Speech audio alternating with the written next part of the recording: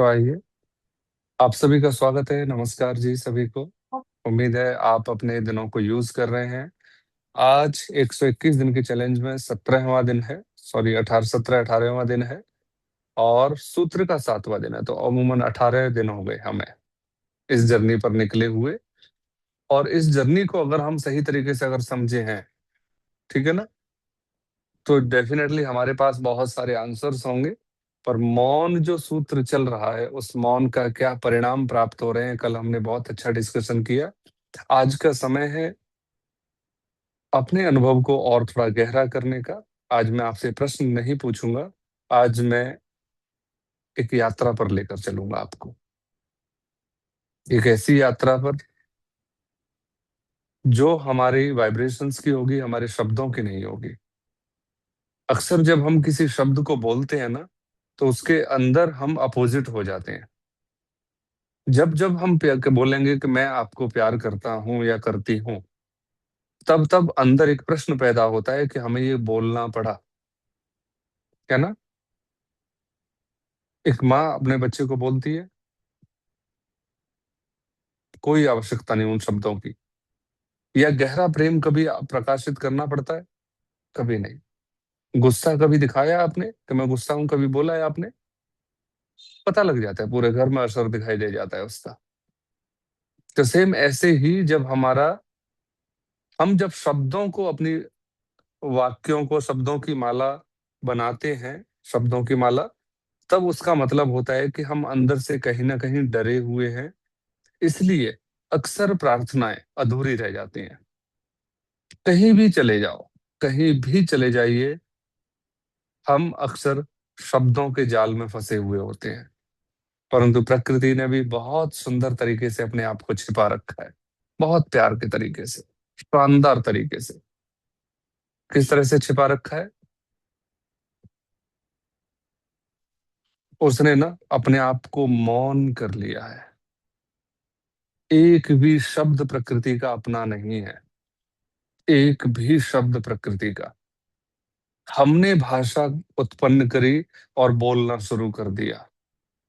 पर प्रकृति ने किसी जानवर को, किसी पौधे को, किसी पहाड़ को, नदी को कोई आवाज नहीं दी। अगर नदी की अपनी आवाज होती तो एक जैसी होती होती है ना, हमारी आवाज एक जैसी है। और नदी की आवाज को देखो, कहीं समुद्र में आकर उसको पानी की आवाज, लहरों की, कहीं कल कल बहती हुई, कहीं पत्ते से टकरा कर। आपको आश्चर्य होगा, मृदंग सुना है? मृदंग, मृदंग एक नगाड़े की तरह होता है, जो चमड़े का बनता है। उसका निर्माण कैसे हुआ था? एक ऋषि हुए हैं, उन्होंने बनाया था। वो ऋषि एक बार ऐसे ही गीत संगीत सीखने अथर्ववेद के मंत्रों को दोहराते हुए नदी के किनारे चले जा रहे थे। बहुत थक गए, बहुत थक गए। तो एक हल्का सा झरना आया जहां पानी उछल के फुहारों में बदल रहा है। उन्होंने कहा ये सबसे अच्छी जगह है विश्राम करने की।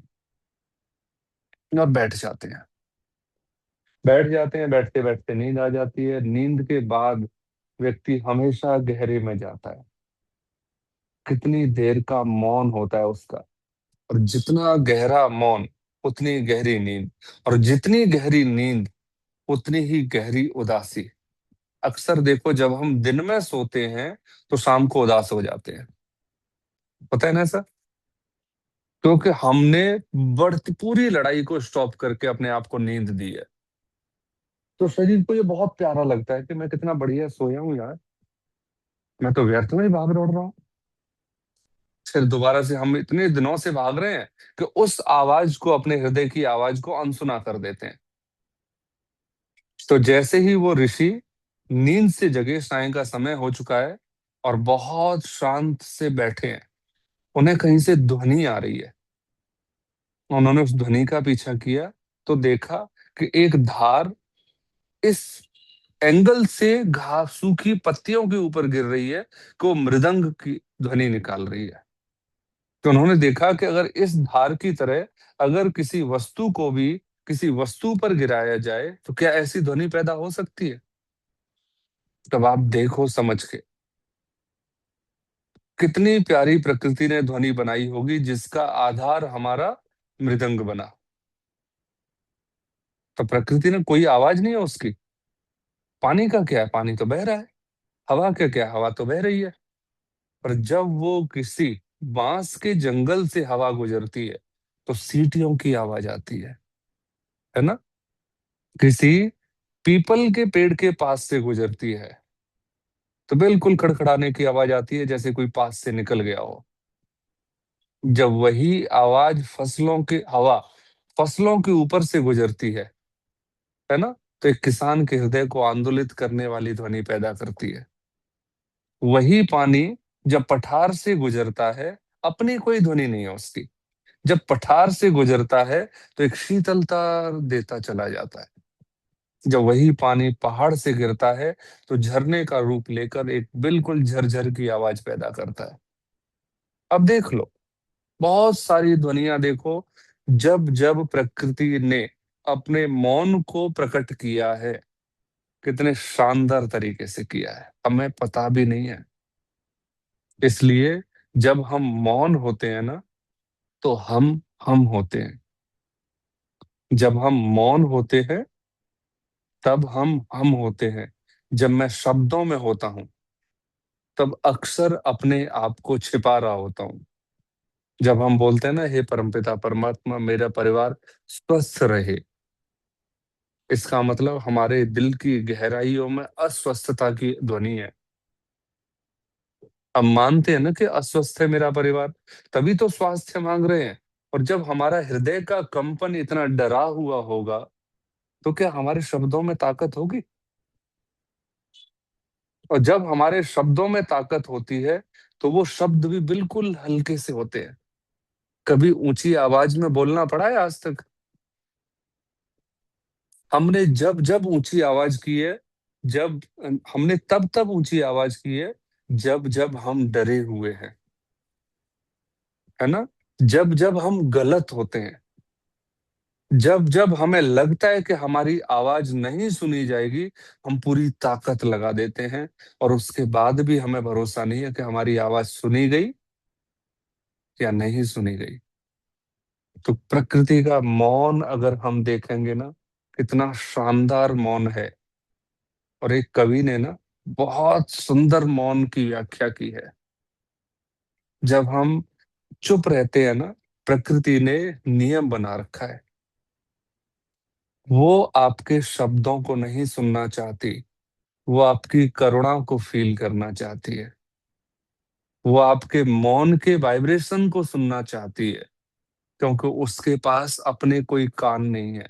उसके पास बस तरंगों को एहसास करने की शक्ति है। क्लियर है? वो झरने को आवाज देती है, वो ध्वनि देती है रोज उसको, हवा को, जिसमें अपना कुछ नहीं है। हवा वही है, जहां जहां से गुजर रही है वहां वहां से तरह तरह की ध्वनि है। और एक भी ध्वनि निरर्थक नहीं है, बहुत आनंदित करने वाली है। बिल्कुल थोड़ा सा पानी बह रहा है, बिल्कुल थोड़ा सा पानी, और छोटे छोटे कंकड़ पड़े हुए हैं, उसमें भी संगीत बना देती है प्रकृति। हम हैं क्या चीज? इतना आनंद है कि अगर हम अपने शब्दों को रोक लें तो हमारे अंदर से वाइब्रेशन पैदा होने लगेगी।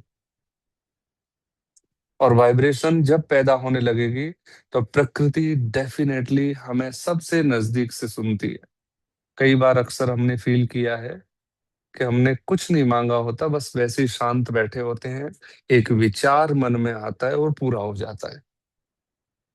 और एकदम से कहते हैं, अच्छा, अगर प्रकृति सुनना ही चाह रही थी तो मैं कुछ और मांग लेती।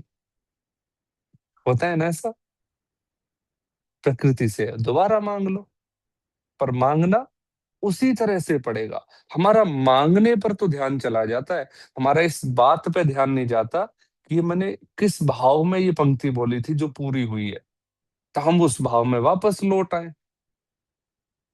हो सकता है ना पर नहीं, हमें डर लगता है एक बार जो मिल गया, क्योंकि हमारे अंदर सदियों से डर पल रहा है। तो बस आपको फील करना है कि जब जब हम शब्दों का सहयोग लेते हैं ना, तब तब हम अपने अंदर के विपरीत पुरुष को, तो आप स्त्री को दबा रहे होते हैं। मैं नहीं खाऊंगी, अर्थात मैं खाऊंगी, यही अर्थ होता है ना। मुझे नहीं जाना अर्थात मुझे जाना है। तो जब जब हम मंदिर मस्जिद गुरुद्वारे में जाकर प्रार्थनाएं करते हैं, तब तब हम अंदर से डरे हुए होते हैं। और जब डर नहीं होता तो प्रार्थना भी नहीं होती। देख लीजिए, जहां भी हम जा रहे हैं हमारा एक स्वार्थ है, और प्रकृति भी आनंद से बैठी हुई है। बोले कि जब मैं इनको बिना मांगे सब दे रही हूं, तो इनको मांगने की जरूरत क्या है?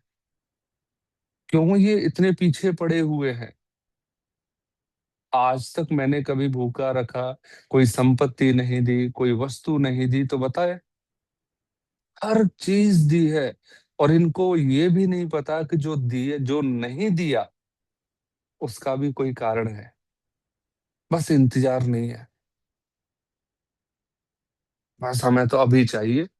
फिर अगर अभी दे दे प्रकृति, तो फिर हाथ फैला के बैठ जाएंगे कि ये क्या हो गया। दोनों तरफ से। तो आइए एक कवि की कल्पना को थोड़ा सा सृजित करते हैं, है ना, चर्चा करते हैं। तो अब एक कवि है, उसने बहुत प्यारी कल्पना की है कि जब मैं मौन में बैठा ना, जब मैंने बहुत दिनों तक, महीनों तक मौन का पालन किया, तो मुझे समझ में आया। तो उसने एक लाइन बोली है कि मैं पहचान न पाया, कि जब तक मैं खुली आंखों से संसार में दौड़ रहा था, तब तक मैं सच में आपको नहीं पहचान पाया। अब किसको नहीं पहचान पाया? बोले तुमको। अब प्रश्न उठता है, तुमको किसको? यहाँ तो बहुत सारे मत मतांतर हैं, देवी देवता है, धर्म है ना। तो कवि ने बहुत सुंदर व्याख्या की है। बोले कि तुम्हें नहीं पहचान पाया, और कब पहचान में आया, मैंने क्या क्या नहीं किया। जब कभी क्या क्या कर रहा है उसको समझेंगे, तो हमें अपनी रिसर्च के ऊपर प्रभाव पता चलेगा कि हमने कोई रिसर्च की भी है या नहीं है। वो कह रहा है, फिरा भटकता गिरी गह्वर में, मैं पहाड़ों में भटका हूं। मतलब बहुत सारे सन्यासी पहाड़ों में चले गए, यहाँ समाधि लगाने की कोशिश की है ना। गह्वर मतलब गुफाओं में छिपा, ढूंढता रहा कि कहीं बैठ जाऊंगा। जैसे लास्ट मैंने एक कहानी शेयर की थी आपके साथ, एक सन्यासी है ना, अपना सब कुछ छोड़ के तपस्या के लिए चले गए, और ज्ञान कब प्राप्त हुआ? जब वापस संसार में आए। नगर में डगर डगर में, मैं कहा नहीं गया, मैंने रास्तों को लंबा गिर गिर के नापा है। दंडवत यात्रा सुनी है ना, लेट लेट कर यात्रा करते हैं। हाँ, श्रद्धा को नमस्कार है, परंतु यहाँ चिंतन तो करना पड़ेगा। फिरा भटकता गिरि गह्वर में, नगर नगर अर्थात मैंने कितने नगरों के, कितने प्रसिद्ध मंदिरों के चक्कर नहीं काटे, कितने प्रसिद्ध गुरुद्वारों में नहीं गया, या कितने प्रसिद्ध विदेशों तक के परमात्मा के ठिकानों पर मैं पहुंचा हूं। वाटन में घाटन में विपिन में, वाटन मतलब जो भी चीजें मेरे घर में हो सकती है ना, छोटी छोटी मैं संजो के रख लेती हूँ या रख लेता हूँ कि ये प्रभु परमात्मा का प्रतीक है, ये परमात्मा का प्रतीक है। घाटन में अर्थात नदियों के कितने सारे घाटों में मैंने स्नान कर लिया है। वीतिन में मतलब कितने कीर्तनों में मैंने कितने कीर्तन कर लिए। वृक्षों की पूजाएं की, लताओं की पूजा की, शरीरों की पूजा की, मैंने कितने लोगों को देवता बनाया, कितनों को गुरु बनाया, हर बार बदलता रहा है ना। फिर भी मैं तुम्हें पहचान नहीं पाया। पर एक दिन ऐसी शांत बैठ गया, आंख बंद कर ली, थक गया, थक गया। तो अब मन नहीं था किसी की खोज करने की। जैसे ही थका, जैसे ही हार मान ली, उसने अपने आप को खोलना शुरू कर दिया। यही शख्सियत है, यही ताकत है उसकी। कैसे खोला? रवि शशि से पदार्थ चमकाए, जिसने सूरज बनाया, जिसने चंद्रमा बनाया, है ना। तो ये किसी ने तो बनाया ना।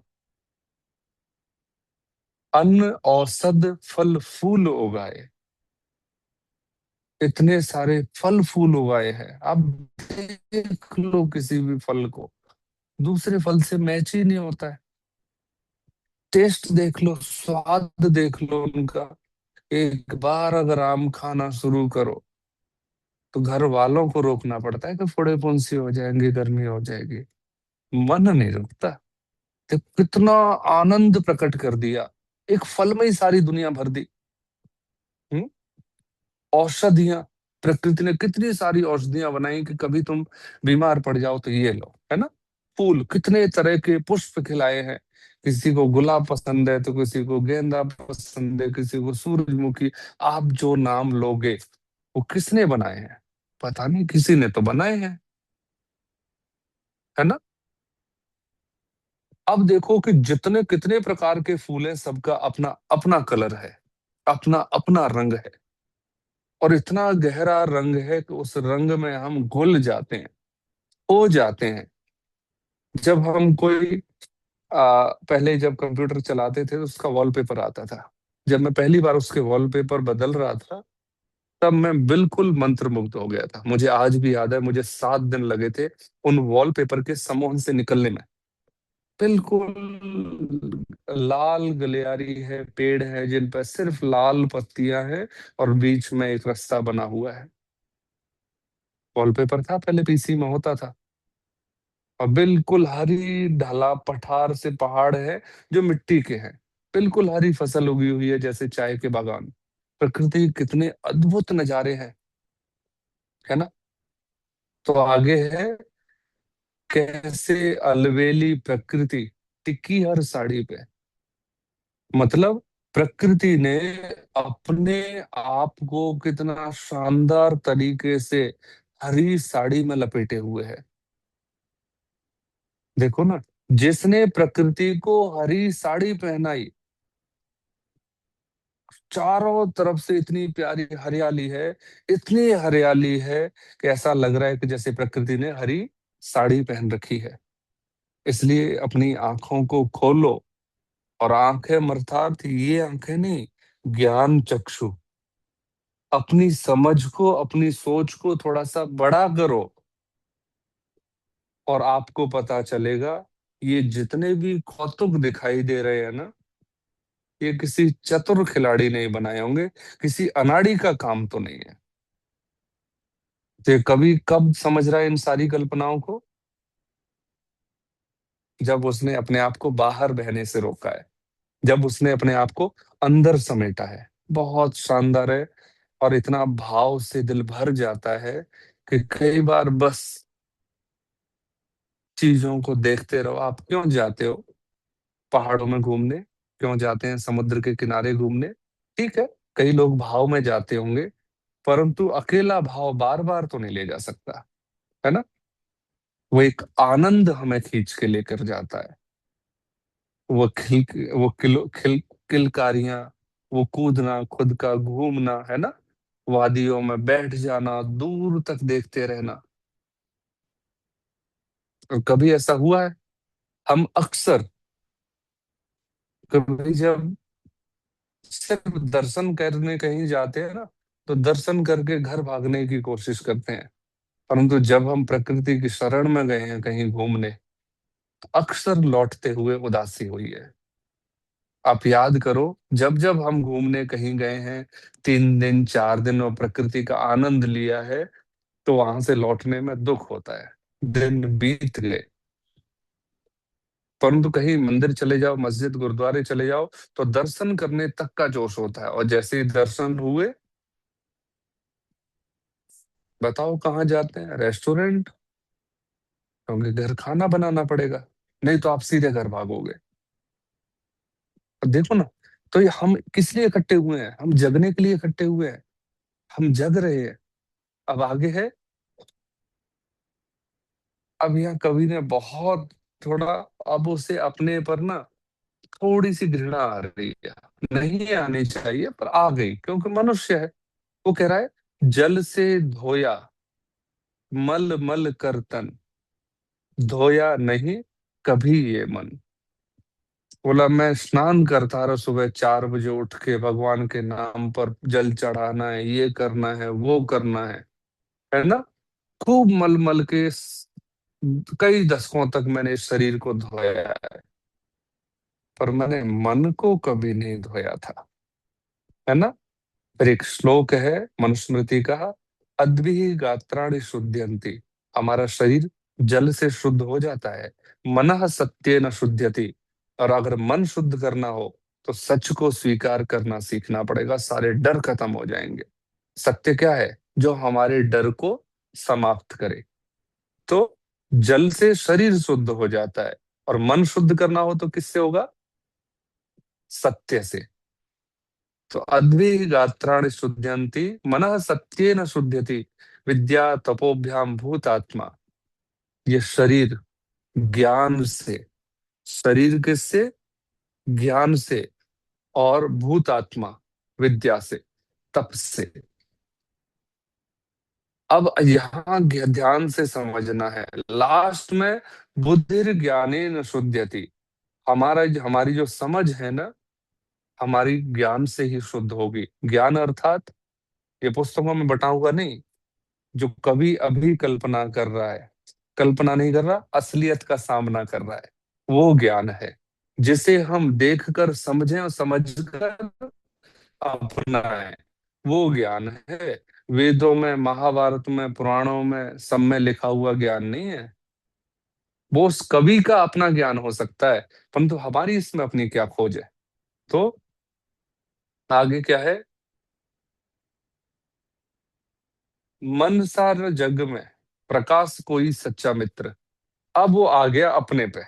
उसने देख लिया कि मैंने बहुत चक्कर काट लिए, परंतु जब मैं शांत बैठा तो मेरा मन शांत हुआ, और मन शांत हुआ तो मुझे परमात्मा के प्रकृति में ही दर्शन हो गए। आज जो ठंडा एहसास है, ये मेरे मन के कारण है। अब इसमें बाहर की कोई खोज नहीं है। बाहर की कोई खोज, सच में बाहर की कोई जरूरत नहीं है। और अब वो हमें सलाह दे रहा है, या चिंतन कर रहा है, ये मान सकते हैं कि मन सा प्रकाश कोई सच्चा मित्र। है ना। अगर हमारा मन हमारा दोस्त है ना, तो इससे बड़ा कोई हमारा मित्र नहीं हो सकता। सबसे बड़ा। मन सा न कोई शत्रु हुड़दंगा है। ठीक है। हम जो लिए बैठे हैं ना दूसरों के नाम की पर्ची, कि उसने मेरी जिंदगी नरक बना रखी है या उसने बना रखी है, वगैरह करना। मन से बड़ा हुड़दंगा शत्रु कोई नहीं है, कि 2 मिनट में तो आपको एहसास करा दे कि आप बहुत गहरे हो, और 2 मिनट में किसी नई गाड़ी का फोटो दिखा के आग लगा देगा, तो यही चाहिए। चलो गाड़ी नहीं तो साड़ी से लगा जरूर देगा। तो आप समझ रहे हैं, मन सा न सच्चा मित्र, और मन सा न कोई हुड़दंगा मित्र। दोनों ही जगह साथ देता है। मन से ही रीत प्रीत। हमारा जो मन है ना, इसी से प्रीत और प्रेम है। मन से ही शांति गीत। अगर मन शांत है ना, तो आपको ये शब्द भी अच्छे लगेंगे। और अगर अभी मन शांत नहीं होता तो ऐसा लग रहा होता पता नहीं कितनी कर्कश आवाज है मेरी, सिर में दर्द हो जाता अब तक। तो यह है, मन से ही रीत प्रीत, मन से ही शांति गीत, मन से ही कलह कपट द्वेष दंगा है। आप समझ रहे हैं। और सारी लड़ाई, द्वेष, कपट, छल सब किससे पैदा हो रहा है? हमारे मन से। रेल में जा रहे हैं, किसी को कोई नहीं जानता, और इतनी बढ़िया दोस्ती कर लेते हैं, इतनी बढ़िया दोस्ती कर लेते हैं, हद से ज्यादा। और मन ही इतना बदमाश है कि बस पड़ोसी दिख जाए, उसकी गाड़ी का बम्पर भी अगर हमारी लाइन के अंदर आ, तो सारी तपस्या भंग। बस बस चले तो गाड़ी को बीच में से उड़ा दे। है ना। तो मन से ही रीत प्रीत, मन से ही शांति गीत, मन से ही कलह कपट द्वेष दंगा है। मन ही मिलाता ईश। मन के मिलाए ही भगवान मिले हैं। हमारे बस में कुछ नहीं है। आपको मन मिल गया मेरे साथ में, तो एक यात्रा पर निकल लिए। नहीं तो ऐसे कितने सत्संग सुने होंगे, हमें पता भी नहीं है। कितने जागरण में गए होंगे, कितनी चौकियों में गए होंगे, नहीं मिला मन। और मिल गया तो मन ही दिलाता मुक्ति ही, मन ही मिलाता ईश। ये मन ही तो मुक्ति दिलाता है। यही परमात्मा से मिलता है। और फिर देखो कवि की लाइन, मन ही तो डालता सुकर्मों में अड़ंगा है। और बड़ी मुश्किल से तो सत्संग में ध्यान में मन लगने लगा था, और एक दिन उचट के बैठ गया। आज नहीं, आज मन नहीं है मेरा मेडिटेशन ज्वाइन करने का। बस मन नहीं है। यही चीजें होती है। मन है मरीज तो लजीज कोई चीज नहीं। मन अगर दुखी है तो कितनी बढ़िया चीज आगे लाके रख दो, जिसकी आपने कल्पना की थी, आपने पार्टनर को बोली थी, बच्चों को बोली थी कि बेटा ये चीज तो मेरी फेवरेट है, और किसी दिन मन उदास हो, चाहे वो फेवरेट चीज ही सामने क्यों नहीं आ जाए, वो लजीज नहीं लगती। और फिर यहाँ आती है कवि रविदास जी वाली, कि मन यदि चंगा तो कठौती में ही गंगा है। एक रविदास जी हुए हैं जो चर्मकार थे, है ना, वो चमड़ी का कार्य करते थे। तो एक बार उनके गांव से कुछ लोग गंगा स्नान के लिए जा रहे थे। पूछा, बोले रविदास, बोले हाँ जी। बोले चल गंगा स्नान कराते हैं, इतने दिनों से तू चमड़ी का कार्य कर रहा है, इतने पाप, तू तेरा थोड़ा धुल जाएंगे पाप, चल गंगा में स्नान करके आते हैं। तब रविदास जी ने कहा था, बोले ये सब मन की लड़ाइयां हैं। मन यदि चंगा तो कठौती में गंगा। कठौती अर्थात चमड़े को भिगोने के लिए एक पात्र होता था जिसमें पानी भरा रहता था, उसे कठौती कहते थे। तो मन यदि चंगा तो उस कठौती में भी गंगा है। मन तुम्हारा मैला है, जाओ नहाओ गंगा, और सालों साल नहाते रहो, कुछ नहीं होगा। और मन ही यदि खुश है, किसी का द्वेष, किसी का बुरा कुछ नहीं चाहता, सबको माफ करना जानता है ना। तो फिर ये जो चमार चर्मकार का बर्तन है जिसमें चमड़ा भिगोया जाता है, अगर उस पानी से भी आप स्नान कर लोगे ना, तो भी शुद्ध है आदमी। कोई जरूरत नहीं इधर उधर दाएं बाएं भागने की। तो कितनी प्यारी कल्पना है। जल से धोया मल मल कर तन, धोया नहीं कभी कलुषित मन। बिल्कुल सिंपल लाइन है। तन खूब धोया मल मल के, स्नान नहाए, कितने साबुन बदल दिए, इतने शैम्पू बदल दिए, इतने तेल बदल दिए, इतने जो भी स्प्रे, जो भी कहते हो XYZ, मुझे पता नहीं है, लगा लगा सेंट पूरी, है ना, घर गुंजा दिया। पर मन के ऊपर कभी एक बार भी एक मग पानी नहीं डाला। धुले जाते त्रैताप, है ना। त्रय, तीन प्रकार के दुख बोले गए हैं, आदि दैविक, आध्यात्मिक, आदि भौतिक। ऐसी परेशानियां, मैं इस घर में बैठा हुआ हूं, अचानक लाइट चली जाए, मच्छर बहुत सारे आ जाए, एक स्थिति बन जाएगी। तो इसको कहते हैं भौतिक। भूकंप, बाढ़, आंधी, ये भौतिक दुख हैं। इनमें आप कुछ नहीं कर सकते, आएंगे तो आएंगे। दैहिक, दैहिक अर्थात शरीर में बीमारियां। और दैविक, दैविक अर्थात ये जो इसको भी कहेंगे भौतिक और दैविक एक ही है, बिजली गिरना, है ना, पहाड़ बादल फट जाना, ये सारी चीजें, ये सारे दुख धुल जाते कब, ज्ञान की गंगा में जब स्नान कर पाते। ये सारे दुख, शरीर में कितनी बड़ी बीमारी है। एक बार स्वामी सत्य प्रकाश सरस्वती हुए हैं, एक आंदोलन चल रहा था आजादी का, और अंग्रेजों की साथ लड़ाई करते समय उनके सिर पर कोई ऐसा पहना हथियार लग गया कि पूरे सर फट गया। कुछ लोगों ने मिलकर उनको हॉस्पिटल पहुंचाया, डॉक्टर ने बोला कि इनको बेहोशी का इंजेक्शन देना पड़ेगा क्योंकि बहुत बड़ी चोट लगी हुई है। स्वामी जी हंस रहे हैं, स्वामी सत्य प्रकाश सरस्वती उनका नाम है, आजादी में बहुत योगदान रहा है उनका। डॉक्टर ने बोला कि इंजेक्शन देना पड़ेगा बेहोशी का। बोले कि इंजेक्शन बेहोशी के लिए तुम्हें क्या क्यों देना है, बेहोशी क्यों करना है मुझे बेहोश। बोले कि बाबा टांके लगेंगे तो बहुत दर्द होगा।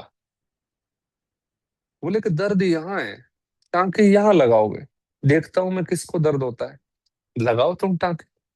वो शांत बैठे हुए हैं, और सर में टांके लगा दिए, सारे काम कर दिए, चट चट चट चट। बोले कि बाबा बहुत पक्का है मन का। तो बस बोले कि आंसर आपने दे ही दिया। यह सारा खेल मन से है। हम मान लेते हैं कि मैं तो मरा, मेरा तो बेइज्जती कर दी, मेरे को तो गलत बोल दिया, मेरे को ये कर दिया। ये सारा किसका खेल है, मन का। मैं अपने बच्चे की तुलना अपने पड़ोसियों से करने लग जाता हूँ, XYZ। मैं अपने बिजनेस की तुलना बड़े भाई के बिजनेस से करने लग जाता हूँ, छोटे भाई के बिजनेस से करने लगे। यही तो सारा मन का खेल है। अब उसने कहा है, पहचान न पाया मैं तुमको। अब समझ में आ रहा है कि सच में मैं तुम्हें अभी तक नहीं पहचान पाया। फिर उसने कल्पना करनी शुरू की, कल्पना अर्थात ज्ञान में उतरना शुरू किया। अखिल विश्व में व्यापक सत्ता। अब वो कह रहा है कि अगर मैं पूरे संसार को, एक एक चीज को देखूं, तो आपकी सत्ता पूरा संसार दिखा रहा है कि वो कोई है। कैसे पता चल रहा है? साक्षी दे रहा पत्ता पत्ता। अगर मैं एक एक पत्ते को देखता हूं, एक एक पत्ते को देखो, कहते हैं कि बिना उसके धूप के, है ना, देखो ये खिल रहा है। उसने इतने अजूबे बना रखे हैं। खिल रहा है ना, सिर्फ पानी है, कोई मिट्टी नहीं, कुछ नहीं, सिर्फ पानी है इसमें। पानी के माध्यम से बस बड़ा होता जा रहा है। तो ये पत्ता भी इशारा कर रहा है कि तुम अगर खाद भी नहीं दोगे, कुछ भी नहीं दोगे, तो भी मेरे अंदर विकास मौजूद है, जीवन मौजूद है। तो अखिल विश्व में व्यापक सत्ता, वो पूरे संसार में विद्यमान है, ये पता चल रहा है। बोले कैसे पता चल रहा है? बोले एक एक पत्ते को देख लो, है ना, हर पत्ते को। फिर इसको थोड़ा सा और मैं इसी इन्हीं की लैंग्वेज में पढ़ता हूँ।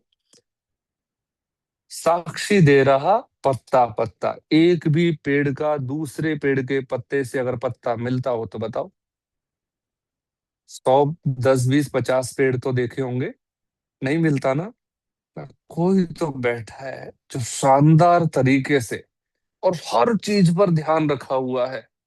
हमने कितनी कोशिश कर ली कलम लगाने के उल्टा सीधा बनाने की, वो तीसरी पीढ़ी में ले जाके फिर सब सही कर देता है। ये कलम वाले पेड़ है ना, एक ही पीढ़ी में चलते हैं, दूसरी पीढ़ी में जाके फिर दोबारा से आम का आम हो जाता है, गुठली वो सॉरी, सेब का सेब हो जाता है। नहीं चलते दो पीढ़ी से ज्यादा।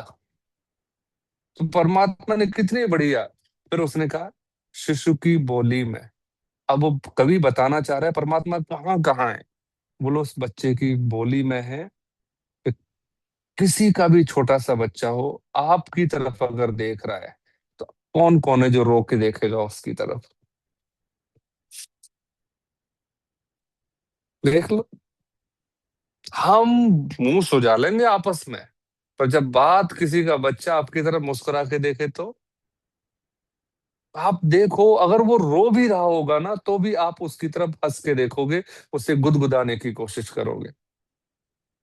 तो कवि ने बहुत प्यारे तरीके से अपने अपनी खोज को प्रदर्शित किया है। शिशु की बोली में, कोकिल की मधुर कूक में, कोयल बोलती है तो हृदय को चुरा लेती है।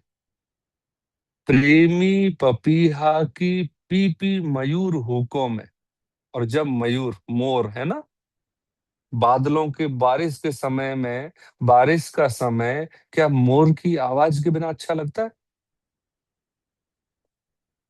कभी कल्पना की है? कभी ऐसा होया कि मोर सुने हो आपने, मोरों की आवाज लाइव सुनी है? हाँ, थोड़े से चूक रहे हैं पर बात बन जाएगी। कभी निकलना, बस बारिश के मौसम में जब तक मोर की आवाज नहीं सुन लो, तब तक निकलते चले जाना। मेरे गांव में हमारे छत के ऊपर बहुत आते हैं, बहुत आते हैं, इतने आते हैं कि हमें भगाने पड़ते हैं। मेरे दादाजी ने ऐसी व्यवस्था कर रखी है कि अब वो मोर कभी जाएंगे ही नहीं। तो आप समझ सकते हो, आगे शैल शिखरों में जाते हो ना, पहाड़ों में घूमने के लिए, क्यों आनंद आता है? क्योंकि परमात्मा ने अपने आप को वहां आनंदित कर रखा है। इतनी प्यारे पहाड़ों का निर्माण, बहे चले जा रहे हैं ठंड में, एक पहाड़ से दूसरे पहाड़, बस चले जा रहे हैं। कभी गाड़ी में गए हो? एक तरफ आपके नदी है, एक तरफ आपके पहाड़ है, और आप लहराते हुए चले जा रहे हो। कितना शानदार है। आगे गगन के विशाल आंगन में, और कभी बस सनरूफ खोल के निकल गए हो, ले रहे हो हवा के आनंद। कभी पहाड़ों में घूमने गए हो, बिल्कुल आसमान, आसमान बिल्कुल तारों से भरा हुआ है, चमक रहा है, कोई धुंध नहीं, कोई पॉल्यूशन नहीं। कभी देखा है? उम्मीद है आपने देखा होगा। सिंधु सरिता में, नदी समुद्र में जब मिलती है, ऐसे मिलती है जाने कितने सदियों से समुद्र को पता था कि सरिता मतलब नदी आएगी। वो इंतजार कर रहा था, नदी आई है, और वो अपने आगोश में समेट ले रहा है, इतने प्यार से गले मिल रहे हैं। ना समुद्र को ढूंढ सकते हो, ना नदी को ढूंढ सकते, मिल जाते हैं बस। कितने गहरे चिंतन में, और सच में आनंद आ रहा है। ऐसा लग रहा है कि मैं और गहरा होता जा रहा हूँ, प्रकृति में घुसता जा रहा हूँ। सरोवर में, तालाब में, नगर में, बहुत सारी ऐसी प्यारी घटनाएं जो दिल्ली में भी घट रही हैं, घट रही है ना। बहुत सारी प्यारी घटनाएं। वन में, नम्र शर्मीले नयन में। अब इंतजार छोट सोच के देखो, जब आपने अपने अपने प्रेमी को पहली बार, अपने पार्टनर को पहली बार देखा हो, अब भले ही दुश्मनी हो गई हो, कोई बात नहीं, पर चूज तो हमने ही किया था ना। तो अब उस समय की मुस्कुराहट को देखो, उस समय के गुदगुदेपन को देखो, कि हमने एक दूसरे को कितना गुदगुदाया था, आनंद लिया था, है ना। तो इस नम्र शर्मीले नयन में, पवित्र यौवन में, पवित्र यौवन समझ रहे हो ना, कि ये जो शरीर दिया है ना, ये भी परमात्मा का एक इशारा है, दिखाने का कि परमात्मा ने हमें कितना, कितना एनर्जेटिक बनाया है ना, भटकने से बचाया है। और इतना शानदार, इस एज में कोई मेडिटेशन करने का समय? इस एज में तो रात को लोग 1:30 2 2 बजे तक भटकते डोलते हैं। उनके साथ बैठ जाओ तो वो तो ये कहते हैं, तुमसे तो बेकार आदमी कोई नहीं है, है? ऐसा ही होता है ना। पर यहाँ परमात्मा, कवि ने कहा है कि आपके इस पवित्र यौवन को ही परमात्मा ने दिया है।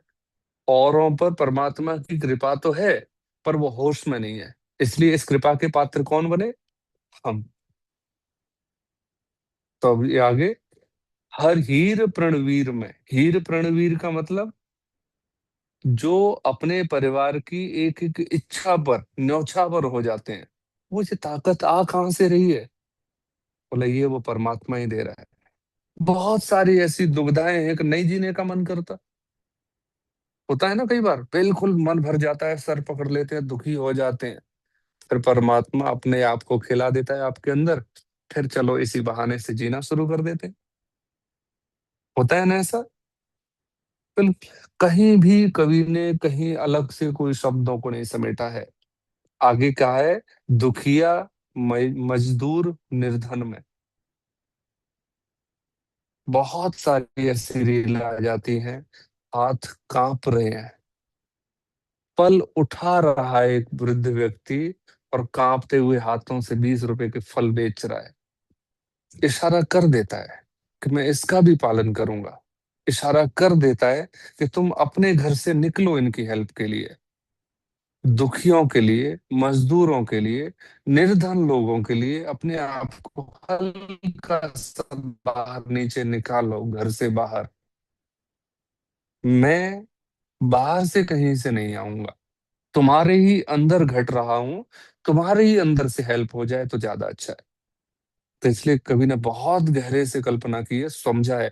समा रहा है, समा रहा है अर्थात जो इन सब के अंदर है, और मुस्कुरा रहा है जो,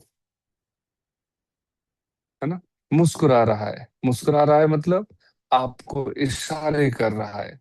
वही हमारे अंदर भी है, और वही गरीब में भी है। बस आपने अचानक से, कोई प्लान नहीं था, किसी ने दरवाजा आके खटखटाया आपकी गाड़ी में, साइड में खाना रखा था, कुछ रखा था, कहीं और पहुंच रहा था, वो आया और ऐसे लगा के देखा, बोले भैया दे दो वो। कभी हुआ है ऐसा? लेके कहीं से चले हो, किसी इरादे से चले हो, कहीं और बैठे हुए हो, और अचानक रेड लाइट पे, तो एकदम से आप उठाते हो और वो दे देते हो, वो वही खाने लगते हैं। अब तो एक दो जगह तो ऐसा हो गया कि वो मुझे जानने ही लगे हैं।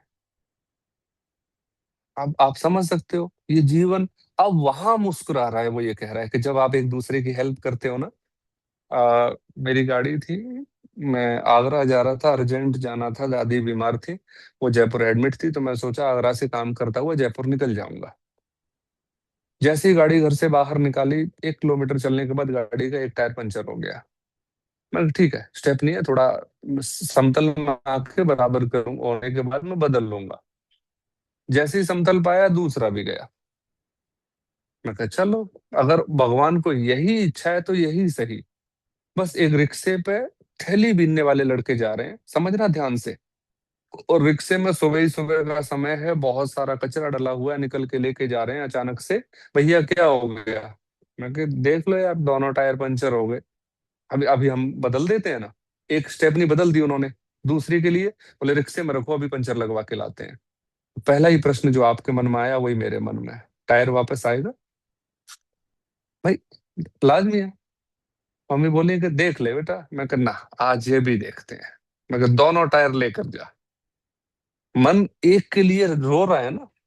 अब इसने तो हमेशा जिंदगी भर उल्टा ही सिखाया, शक करना सिखाया। आज मैं भरोसा करता हूँ। घर वाले बोले तू करता वही है जो तेरे मन में है, कभी तो हमारे सुनता ही नहीं है। मैंने कहा अम्मा देखेंगे, आज सीखेंगे ना। अगर हम किसी पे भरोसा नहीं करते, उसका कारण तो होना चाहिए।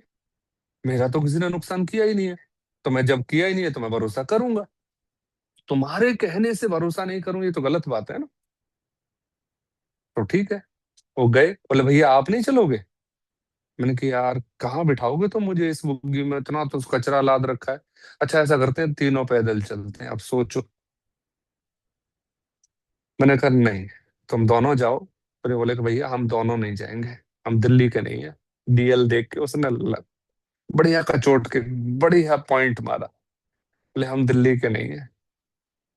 बोले मैं तो दिल्ली का हूँ। तो थोड़ी दूर पे पेट्रोल पंप था, उन्होंने लगवाया, लेके आए, और बहुत बढ़िया तरीके से जो खाना हमने रास्ते के लिए बना रखा था उनके साथ बैठ के खाया। अब सोच के देखो कि ये लाइन बैठती है ना। समा रहा है किसमें? सब में, जो ऊपर चर्चा करी है। और मुस्कुरा रहा है जो। कोई एक फल है, 4 फल आम लेके घर में कोई आया, 3 खट्टे निकल गए, एक मीठा निकल गया, जिसको सबसे छोटा आम मिला था। तीनों ने बड़े बड़े आम ले लिए, एक को छोटा आम मिला, उसका मीठा निकल गया। अब बाकी तीनों खट्टा है, खट्टा है, खट्टा है। एक मुस्कुरा रहा है, मेरा तो कहीं से भी कुछ भी आनंद खिल जा रहा है। ठीक है, तुमने उसे छोटा दिया, वो रसीला बन गया, मीठा बन गया। ये सब मुस्कुराहटें हैं। अब आगे देखो, नाच सबको भी नित नए नचा रहा है जो। कर क्या रहे हैं हम? नाच ही रहे हैं। रोज सुबह नाचना शुरू करते हैं, रात तक नाचते चलते हैं, और रोज नया डांस कर रहे हैं। यही तो कर रहे हैं ना।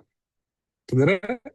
नाच सबको रोज नए नचा रहा है जो, जिसने पानी से भरा रुई जैसी बदली को। बादल कैसा है? एक रुई जैसा। और रुई जैसे बादल को किससे भर दिया? फ्लाइट में तो आप हम सभी बैठे हैं ना। बादल क्या होते हैं? एक धुएं जैसे। पर उसके अंदर भी कितनी करामात दिखाई है कि पानी भर दिया। पानी लेकर चलते हैं ना। दे दी है जिसने चपलता व चमक बिजली को। तो मुझे एक बार समय बता दीजिए, मैं तो पूरी रात पढ़ता रहूंगा। हाँ, आजकल 10-10 पे ही याद आता है। तो रोकूंगा मैं यही। पर यहाँ देख लीजिए, बहुत आश्चर्य आने वाला है। अगले 3-4 दिन मैं चाहता हूं आप मौन रह के इस कवि की कल्पना या कवि की दृष्टि की तरह अब आप अपने चारों तरफ चीजों को देखो। बस देखते रहना, अपने पार्टनर को देखते रहना। सोचना कि क्यों मैं क्रोध करता हूं या करती हूँ, किस बात की मुझे ईर्ष्या है, या किस लिए प्रेम है। हर चीज के लिए। क्यों मुझे इस घर से लगाव है, क्यों मुझे इस चीज में दुख हो रहा है। बस देखते रहना, देखते रहना। अपने गमले के अंदर कतरन करो तब। देखते रहना, जब आपको किसी रेहड़ी वाले की फलों की आवाज सुनाई दे। बस प्रकृति का डांस देखना। फल वाले को फल बेचने के लिए परमात्मा नचा रहा है और हमें खरीदने के लिए। फिर जो अच्छा भी पपीता है ना, हम उससे सस्ता करवाने के लिए मन से बोलते हैं कि ये कोई अच्छा थोड़ी निकलेगा, और हमें पता भी नहीं है, फिर भी हम पूछते हैं उससे कि मीठा तो निकलेगा ना, और वो भी कॉन्फिडेंस में कहता हाँ निकलेगा, पता दोनों को ही नहीं है। और देखो अलग से कविता चल रही है ना। तो ये जो दृश्य चल रहा है इसका आनंद लेना। ये कहानी के साथ समापन करते हैं। अरस्तु हुए हैं, अरस्तु का नाम सुना होगा आपने। अरस्तु को कहीं से 10 रुपए दक्षिणा में मिल गए, जो उसके रुपए कह लीजिए, और वो उन रुपयों को गिन रहा है, ऊपर बैठा हुआ, ऊपर बैठा हुआ गिन रहा है। अचानक से नीचे से किन्नू की आवाज लगती है, किन्नू ले लो किन्नू, मीठे मीठे किन्नू। और वो कहता है इतने शानदार इतने मीठे किन्नू है, तीसरी मंजिल से दौड़ा चला आता है और किन्नू तुलवा लेता है कि दे दे मुझे इतने सारे। ले लेता है, ऊपर पहुंचता है, फिर उसी बालकनी में बैठा है, फिर उससे याद आता है ये क्या किया। बोले क्या किया। बोले कि तू 4 किन्नू के लिए ध्यान वगैरह सब छोड़ के दौड़ता चला गया, इसका मतलब तेरे अंदर लालच है। अगर तेरे को जरूरत थी, भूख थी, कुछ थी, तो ठीक है, जाता आराम से लेके आ जाता। पर तू पिछले 10 मिनट जो किन्नुओं पर मंत्र मुग्ध हुआ बैठा है, वो तो नहीं होना चाहिए ना। ये तो मन के लिए तू दौड़ता चला गया। तुझे जरूरत नहीं थी, भूख तुझे नहीं है, प्यास तुझे नहीं है, करना तुझे कुछ नहीं है, बस किन्नू दिखाई दिए, मुंह में पानी आ गया, तू दौड़ता चला गया। यही तो हो रहा है हमारे साथ। कोई एक विचार डाल गया कि फलाने ने हमारे बारे में कुछ कह दिया और हम सड़े रहते हैं। ये बेवकूफी है ना। तो छोटी छोटी चीजों से बेवकूफी देखनी है। आपने अच्छा खाना बनाया, किसी ने प्रशंसा नहीं की, आप उदास हो गए। किसी ने आपको कुछ बताया नहीं, आप उदास हो गए। अरस्तु ने ऊपर से ही बैठा हुआ है, अब गली में से जो निकल रहा है ले किन्नू, सारे किन्नू बांट दिए। और हर बार मन को कहता ले और खा ले, ले और खा ले। तूने मुझे दौड़ाया, अब मैं तुझे दौड़ाऊंगा, एक भी किन्नू नहीं खिलाऊंगा। फिर अरस्तु कहता है कि मैं अक्सर उस दिन के बाद होश में आ गया। ये किन्नू वाली घटना घटी। अब हमें भी होश में रहना है, ठीक है। मन के मारे मत चलियो, है ना। कुछ ऐसी लाइन है ना, ये बेमौत मरवा देगा, ये सच्चाई है। पर हम होश में रहेंगे, और कल आपको 2-2 मिनट मिलेगी, आप अपने हर होश की बात को एक्सप्लेन करोगे, ठीक है। आप राज्य बच्चों के साथ जो खेल खेला है उसमें होश में रह के खेलना है, ठीक है। पिंकी जी, आपके साथ जो भी काम धाम जो भी हो उसे होश में करना है, और हर होश में रहते हुए। हरनीत जी, फैमिली के जितने भी पार्टिसिपेशन वाले काम हो उनको होश में रहते हुए करना है, बिना किसी हो बेहोशी के जवाब नहीं देना है, ठीक है। ठीक है उषा जी, बाकी सबसे भी उम्मीद करता हूँ। मुझे सच में बहुत आनंद आ रहा है। अब जो प्रकृति चाहे वो करे। ओके। अभी ये बहुत लंबी चर्चा है, और मैं बहुत दिनों से इसे पढ़ रहा था, फील कर रहा था, और यही चीज का मैं मेडिटेशन भी करता हूँ। तो एक समय के साथ मुझे लगा आपसे शेयर करना चाहिए, तो मैंने शेयर किया। कल फिर पढ़ेंगे यहीं से, ठीक है। आनंद आ रहा है आप सभी को? आ रहा है?